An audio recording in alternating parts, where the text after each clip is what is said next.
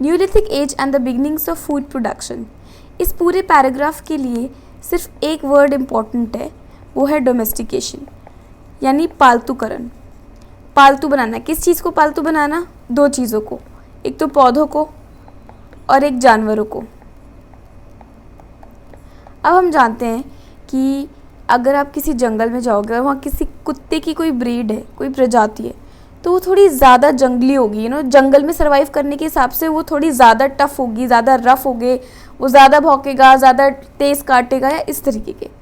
पर कुछ ऐसे भी कुत्ते होते हैं जो आप घर में पालते हो, जैसे वोडाफोन वाला कुत्ता है, वो कितना स्वीट होता है, वो इतना बाक नहीं करते और बिल्कुल स्वीट बिहेवियर रहता है उनका, राइट?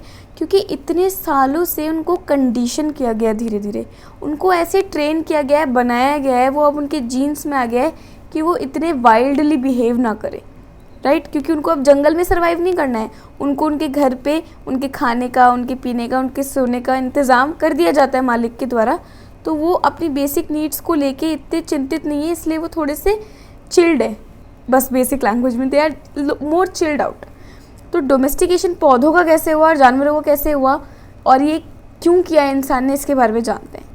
तो शुरुआत में जब पीरियड मेसोलिथिक एजेस चल रही होंगी, तो इंसान जो थे वो जंगल में जो मिलता था उसको वैसे खा लेते थे या उसको वैसे यूज़ कर लेते थे। फिर धीरे धीरे जब वो गाँव के सेटलमेंट्स में रहने लगे, तो उन्होंने ये पाया कि अगर वो किसी क्रॉप को या किसी फसल को, एक जंगली गेहूँ है सपोज़, उसको अपने उस जंगली वातावरण से निकाल के अपने घर पे बो दें, ठीक है? अब उसमें वो पानी डालें, उसमें वो खाद भी डालें और उसमें वो वीड्स ग्रो हो रही हैं, खरपतवार ग्रो हो रही हैं, उसको भी काट दें, तो ये पेड़ क्या करेगा? ये सिर्फ अपना फ्रूट बनाने में, अपने वेजिटेबल बनाने में ध्यान देगा। क्यों? क्योंकि अब उसको इतनी सारी चीज़ें नहीं करनी, उसको अपने आप की रक्षा नहीं करनी, उसको पानी नहीं पीना, उसको मतलब सब कुछ रेडीमेड मिल जाएगा एक तरीके से। तो वो अपना फोकस सिर्फ और सिर्फ ऐसे अपने दाने बनाने में रह सकता है कि ग्रेन्स बनाने हैं, मुझको फ्रूट्स बनाने हैं और वेजिटेबल्स बनाने हैं।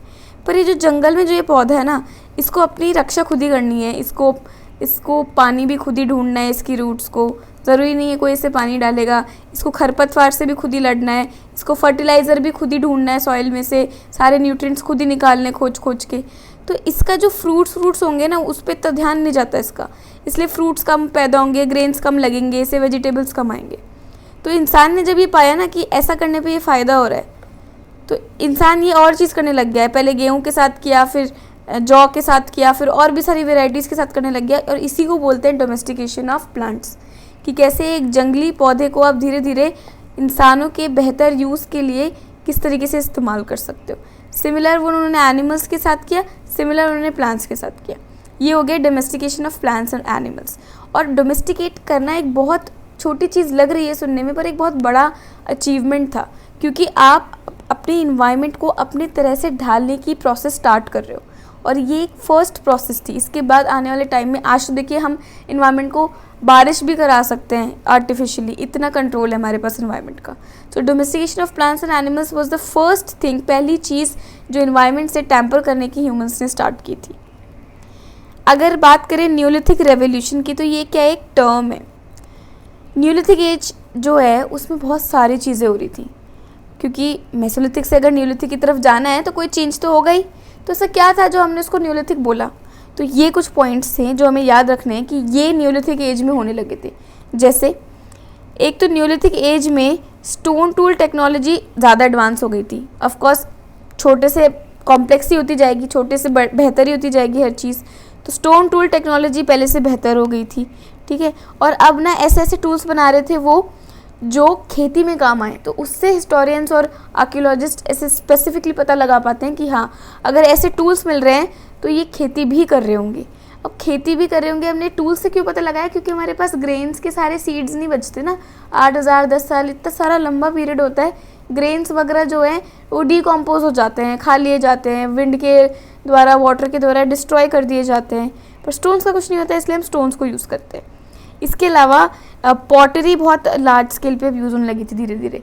पहले भी मेसोलिथिक पीरियड में हमें कुछ कुछ जगह से पॉटरी के टुकड़े मिल जाते हैं, है ना, बर्तन मिल जाते हैं मिट्टी के।